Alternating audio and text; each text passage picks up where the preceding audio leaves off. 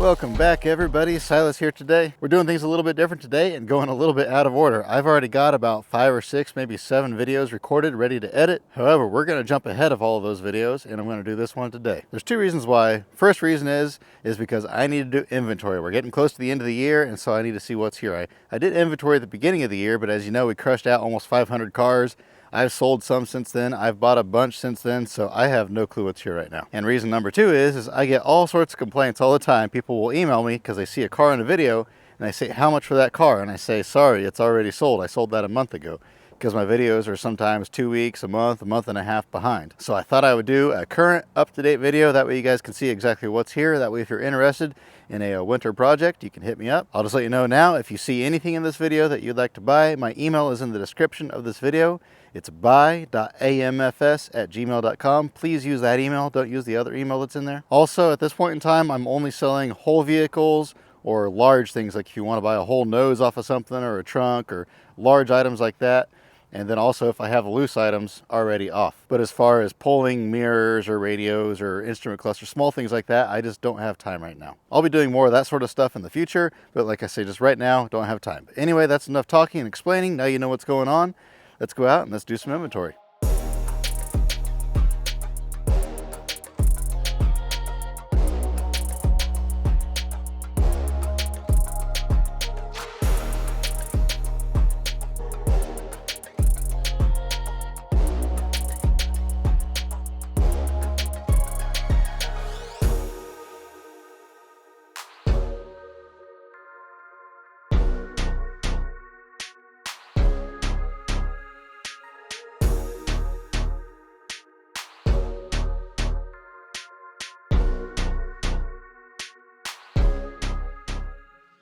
I guess we'll just start up front. This is as good a spot as any. I'm not going to count all the small stuff right now, just because there's no way of doing an inventory on that. And then I'm not going to count I am going to count, but I'm not going to count them in the actual inventory. They're going to be their own count. All the scrap vehicles. Most of those are going to be getting crushed and shipped out. And actually, that's what I'm doing right now out here, which will be in a separate video, is I'm shipping out crushed cars. And then also, I do have some vehicles like that green Dodge right there that are sold, so I won't be counting those either. But I do need to get a good count of everything that's here. You may see vehicles in this video that you have not seen yet before. That's because those videos have not come out yet, but stay tuned and you'll be seeing those in more detail as I get them. I'm really hoping to find some homes for some of these vehicles. A lot of these vehicles are going to be getting cut up. I've got some stuff in the works for next year that I'll be doing, and hopefully as long as everything works out, and so it's going to be a pretty rocking and rolling operation out here. I guess I'll just tell you, I've already mentioned this a couple times before, but the guy that rents from me out here that has the sandblasting, he bought a bigger and better building, and so slowly but surely he's working on fixing that up. He will be moving out at some point in time. Once he has moved out, I will have this building available, the little office beside it, the little building back here behind, as well as one of the big barns. I'm going to use the big barn that's way over yonder. I'm going to use it to store engines in as I pull the engines out of these old trucks, so I don't have them laying around out here on the ground. I keep them pretty covered up. I got these old fenders, and sometimes we'll duct tape the carburetor real good and put the air breather back on it, that sort of stuff. But it would just be a whole lot better to put them inside a building. And then that building there, I'm going to have my plasma cutter and all sorts of stuff in there stored. That way I can just take vehicles right up to the back doors and I go ahead and knock them apart real quick and easy. I keep debating on taking this tree right here out, but yet at the same time, it's really nice to have shade when it's real hot and I'm up here working in the summertime. So I don't know, I guess I'll probably leave it for now. This area here is kind of my keeper vehicle area, stuff I'm keeping. I don't know how the Fairlane 500 got in here. I need to take it out back because I'm not keeping that one. Some of these vehicles I haven't decided what I'm going to do with them yet, like this one here. You guys will see that more later. Those vehicles back there are all sold.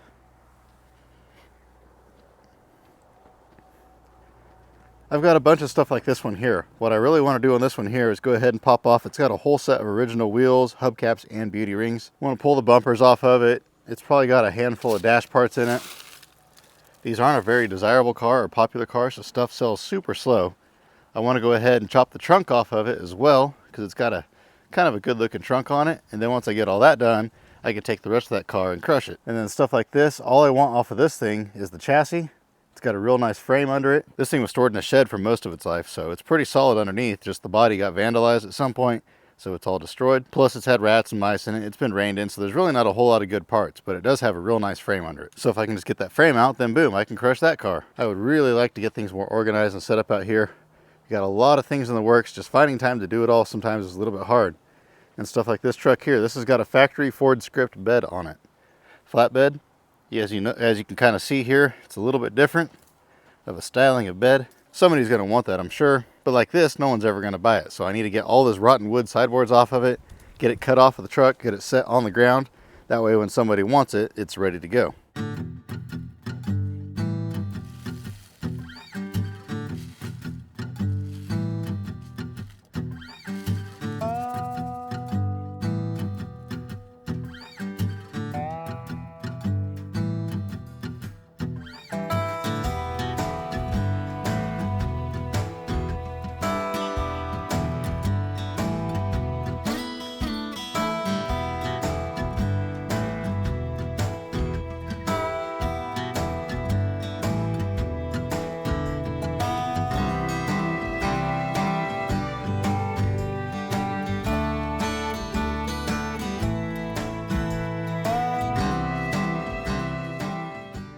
They kind of got me good on this one right here. Guy sent me pictures of the front of it and the other side of it, and he never bothered to show me this side. And so I paid a guy to go get it for me, and this is what I got. It wasn't quite as nice as what I was expecting. I knew it was rough. I knew it wasn't a good truck, but I didn't realize it was this rough, like laid on its side for 20 years rough. It'll be a little bit of a challenge, but I think there's enough meat left on it to cut the nose off of it. It's going to be a little bit soft on this side. It won't be a premium nose, but it'll still sell.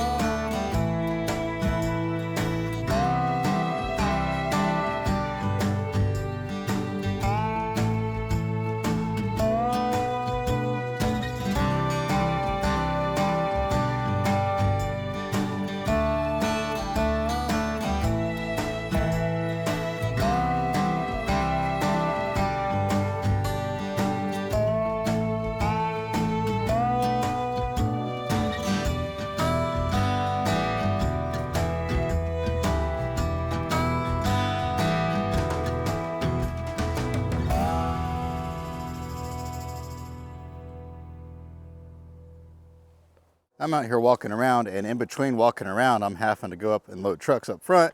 And honestly, I'm starting to get a little bit tired. I've had a crazy schedule the last couple of weeks, and on top of that, I'm trying to stay on top of releasing videos every Wednesday and Sunday, at least through Christmas. And of course, I'm recording this on a Wednesday, and last night, I hadn't had any time to edit anything, so I stayed up really late last night getting a video ready for tonight. I don't like running equipment and driving around doing stuff like that when I'm running on fumes, so I'm gonna take a quick siesta. Now, if you're a regular viewer, you know normally I just go hop in the truck, lean the chair back, take a quick nap. However, I have upgraded my game a little bit. Oh, there we go. However, I do have one problem. That sun is extremely bright. Noises don't bother me, temperature doesn't bother me, but one thing that does bother me when I'm trying to take a nap or even just sleep at night is light. Fortunately, I have a solution. Manta Sleep. Now, I know what you're thinking. Silas, what in the world does a sleep mask have to do with the junkyard? And I'm gonna be completely honest with you, not a whole lot. But I do use this, and I really do like it because I really do not like bright lights in my eyes when I'm trying to sleep. Even at home, my kids have a night light, and sometimes in the other room, I'll wake up in the night just because there's a light emanating throughout the house. And I've been using this at home since I got it, and I'm not gonna lie, it makes a big difference. They're super easy to adjust and get them to where they fit you just right.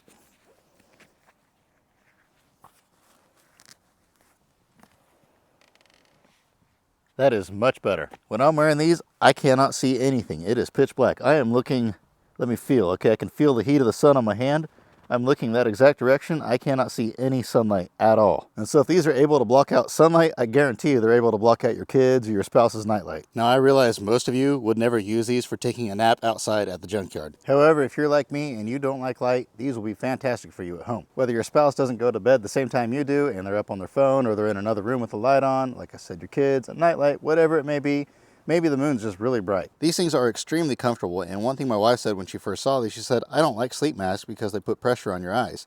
But that's what's really cool about Manta Sleep. These are removable, and you can reattach them anywhere you need them to be to make them comfortable to fit your eyes perfect. Like right now, my eyes are open all the way. I'm able to blink, move my eyes around, no discomfort at all. As you can kind of see on here, this material has lots of open pores. It's just, I don't know exactly all the science behind it. I do know that it's really comfortable, and I don't sweat like crazy when I wear these. I've worn other sleep masks in the past, and I would get drenched in sweat. With these, I don't have that issue at all. Plus, this particular model, I'm actually able to wear these while I sleep on my side. I'm the sort of person that I fall asleep on my side, and then at some point in the night, I end up rolling over on my back. The way these fit on my ears though, no discomfort at all, even for long periods of time. And in addition to being super comfortable, super good quality, they're also very affordable. They've got lots of different models to choose from, so you can check them out at mantasleep.com.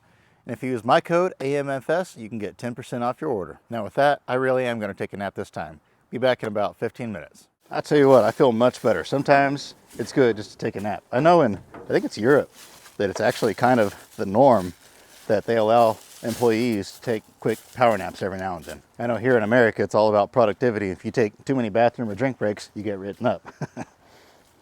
Luckily for me, I don't have that problem. My dad's pretty lenient. As long as I'm getting stuff done, it's all good. I mentioned this chair, but I was talking about the Manta Sleep, so I didn't want to spend too much time on the chair.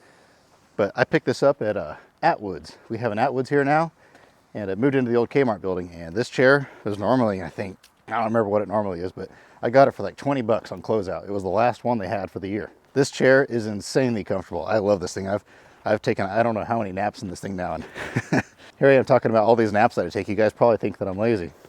You guys know I'm not lazy. I think you see me work enough to know that I do put the time in. But anyway, I'm gonna go put this stuff back and try to figure out where in the world I left off at and go back out in the cars.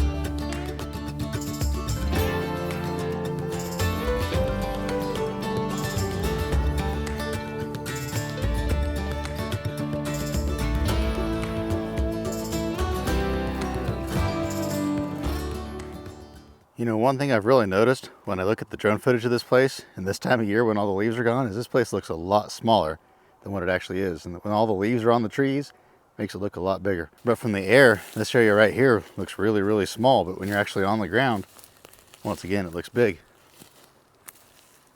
I really need to find the time to come in here and take all these trees out. If I took all these locust trees out, that would give me a bunch of room right in here. I even want to take out the big one. I don't like these locust trees. You can see why. They've got some big old thorns on them. If I get the camera to focus. There we go. There's some mean thorns, and they'll go right through the bottom of your shoe. I was just going to get a brush hog, one of those heavy duty ones that goes on a skid steer or a mulcher or something like that, and come in here and grind them up, but I was worried about these things falling on the ground and then ruining tires later. So I think I really want to come in here with the excavator and actually pluck these things out. It takes longer that way. You got to do them one at a time. But I think it'd be a lot better in the long run. Once I get done using the excavator up front, that's exactly what I'm going to do. I'm just going to bring it back here. I'm going to park my trailer right beside it, and then whenever I have a few extra minutes, I'll run back here, and if I only have time to yank out 10 trees, so be it. And if I just start up there at the front and work my way to the back, eventually I'll get it done.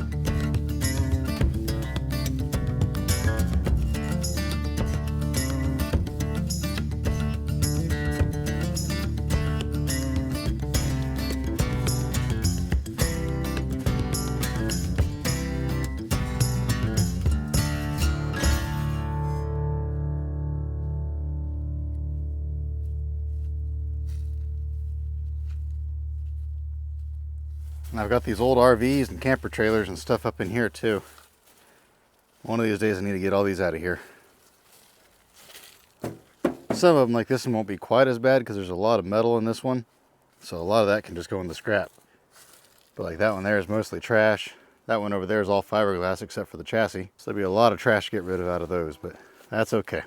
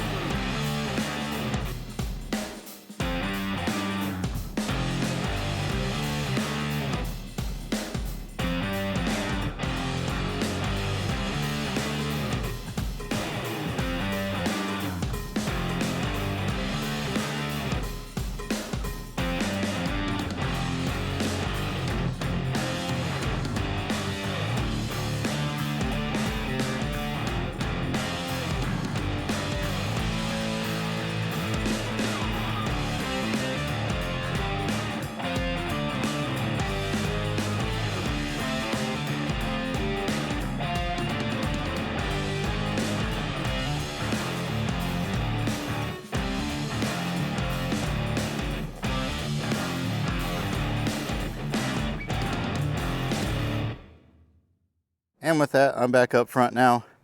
Counted all the vehicles. Now what I did was, I had a hard time because I have a lot of beds and cabs and frames and stuff like that out here, and I couldn't decide what to count, what not to count. So what I finally did was, basically if it's something like that cab over there, or if it's a frame or anything with a VIN number on it, I counted it. If it doesn't have a VIN number, I didn't count it. I figured all the loose beds that I have laying around will make up for all the bare cabs. Plus I've got tons of other stuff laying around. I've got all these noses that are cut off, and I've got rear ends laying around, and I've got, you name it, I've got all sorts of stuff laying around out here. Motors, tons of art stuff. All these semi-trailers are full of parts. These U-Haul trucks, these box trucks, all clear full of stuff. So I didn't count any of that. But I've got it all tallied up right here. The top ones over here are junk cars. The ones below that are all tractors. And then over here is how many antique cars there were. Now I know you're looking at that. That doesn't make any sense over here. I put a mark for every time I hit 100, and then I had 10 left over at the end. So as you can see, I had 510 antique cars and trucks out here. Okay, so I've got 108 crusher cars and trucks out here. That's counting all the school buses that I have out back. And it sounds like my voice is giving out on me. I've really been struggling today. It's been so dry and so windy. Been blowing dust all day, and I've been breathing all day driving the loader, so it's getting to me.